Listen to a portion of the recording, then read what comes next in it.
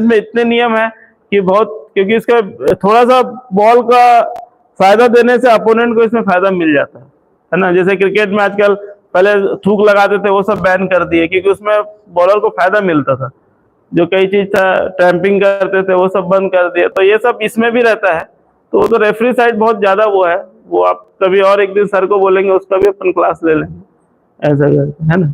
तो वो बहुत वास्ट चीज है उसमें आप लोग। और एक चीज है, मैं छत्तीसगढ़ टेबल टेनिस एसोसिएशन से भी हूँ। आप रेफरी का बताया तो उसमें मैं आपको बोलता हूँ कि आप लोग चाहोगे तो हम हमारे एसोसिएशन से भी आप लोग एसोसिएट हो सकते हो, मतलब जुड़ सकते हो एम्पायरिंग के लिए इसमें, क्योंकि आप लोग बहुत स्किल है। जैसे कोचेस आप लोग कोई अच्छा है एसोसिएशन में जुड़ेगा तो आपको हम कोच मैनेजर बना के खाकर फीमेल जो है उनको हम आगे भी नेशनल में भी हम भेज सकते हैं ऐसे मैनेजर को।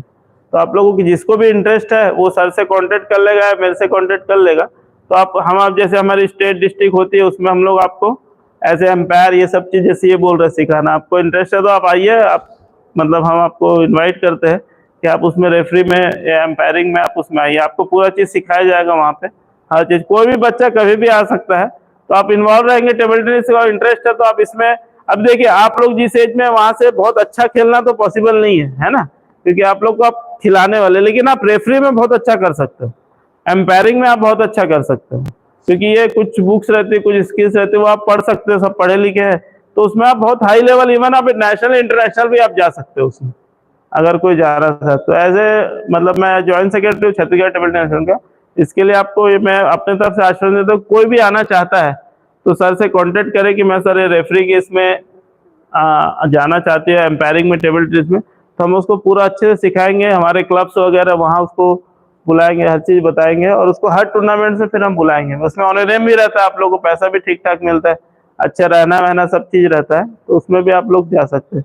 और खासकर लड़कियां अगर कोई इंटरेस्ट है तो मैं तो, अगर वो मान कि 2-3 साल में वो इंटरनेशनल भी कर सकती है, आपको बता दे रहा इतना, क्योंकि गर्ल्स लोग बहुत कम रहते हैं। और फेडरेशन अभी प्रमोट भी कर रहा है कि जो फीमेल्स है, गर्ल्स है, उनको आगे आगे लाना है, तो वो लोग भी आगे आ सकते हैं। बाकी बॉयज़ भी है सब, अगर आप लोग को आना है तो आप लोग आइए वहाँ पे as a umpire, as a referee, है ना। चलिए और बताइए, और कोई क्वेश्चन छूट रहा हो? जैसे मेरे से भी कभी मिस हो जाता है, जैसे टाइम आउट का बोला, कभी आप लोग सुने हो कोई और कोई फाउल नहीं, जिसके तरफ बैट बॉल गिरेगा वो फोकस वही। टेबल पे हाथ, हाँ, लेफ्ट हैंड आपका टच नहीं होना चाहिए यहाँ पे। जैसे कि आप खेल रहे हो तो लेफ्ट हैंड नहीं, लेकिन ये हैंड, प्लेइंग हैंड आपका टच हो सकता है, ठीक है। जैसे कि सामने बॉल है, कमर आपकी टच हो सकती है, प्लेइंग हैंड आपका टच हो सकता है। लेकिन अगर बैट छूट गया तो आप फिर ये प्लेइंग हैंड नहीं है आपका, समझ रहे। अगर बैट छूट गया ऐसा और फिर आप ऐसे टच करके ऐसा उठाए तो वो फाउल में आ जाएगा। प्लेइंग हैंड आपका टच हो सकता है कि जैसे आप इधर सामने जाके खेलने गए या इधर से खेल रहे हैं तो ये आपका हाथ टच हो सकता है, लेकिन टेबल हिलना नहीं चाहिए। कमर भी आपकी टच हो सकती है, लेकिन टेबल अगर हिल गया तो फिर आपका वो फाउल हो जाता है। और नेट में बैट टच नहीं होना चाहिए।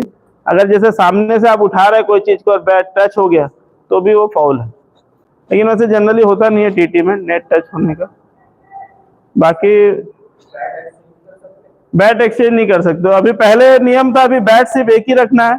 जो आपका बैट है, रैकेट टेस्टिंग होता है मैच के पहले, जो नेशनल इंटरनेशनल में है, आपको एक ही बैट को खेलना है। अगर बैट टूट जाता है, डैमेज हो जाता है, खेलते खेलते टूट गया, तो आप दूसरा बैट ले सकते हो तुरंत उसी समय।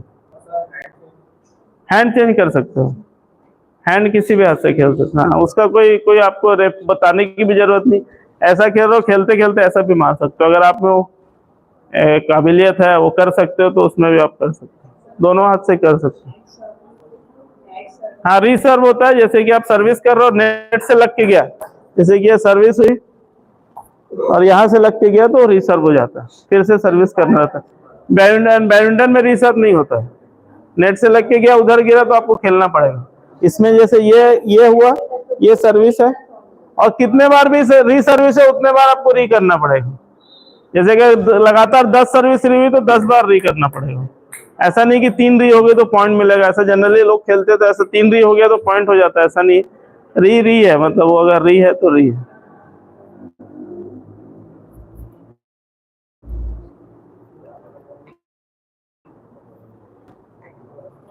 बाकी रबर्स वगैरह रहते हैं हमारे, डिफरेंट टाइप के रबर्स है, बहुत सारे, ब्लैक, रेड और ब्लैक। अभी